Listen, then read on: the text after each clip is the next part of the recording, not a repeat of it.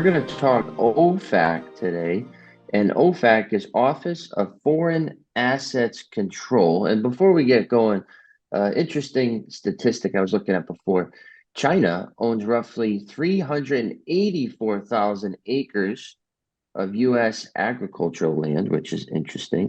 And also, the top 5 states with the most foreign farmland investors is number one, Maine, Hawaii, Alabama, Michigan, and Nevada. So, Ted, what's the relation to your work, right?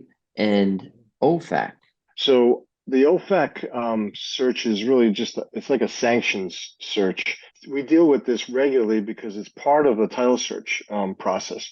So not only do you do a search of the title to confirm, liens, judgments, encumbrances, what the blueprint is for getting clear title, but you also have to do a search on OFAC for the buyers, the sellers, just to make sure they're not on any list. So the bottom line on this on the OFAC search is you run the name, address, whatever information you have for the buyer, the seller, the parties to the transaction, and confirm that they're not on some wanted list. The other way that it comes up in regular closing practices is when you wire some money.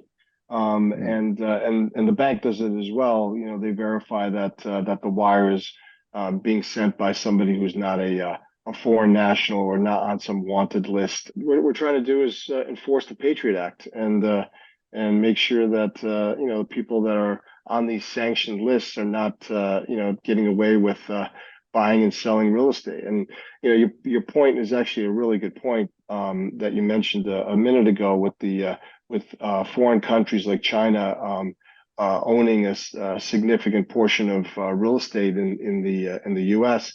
And it just happens to be, many times near bases or sensitive areas that the U.S. government has, scattered throughout the country. Florida recently passed a law. I forget, it was probably like July of last year, I think, where they have the buyers of real estate sign affidavits to say that they're not affiliated with the Chinese government, not affiliated with any of these other countries like Syria and Iran and other countries that could potentially be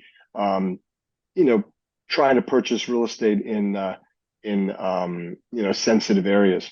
So we have that's already in place, and Florida seems to be very much on the forefront of things like that, which I think is a good thing. And I think we should all, sooner or later, implement something like that as well. It kind of all works hand in hand. We want to limit as much as possible any people trying to commit these actions, that are going to affect our security in this country. So it's definitely real, and we have to be careful. And some of the countries, right? You mentioned Iran. We also have some programs, sanctions programs with Belarus, right? Myanmar, Central African Republic, Cuba, North Korea, Congo, Syria that you mentioned, Libya too, Lebanon, Somalia, South Sudan.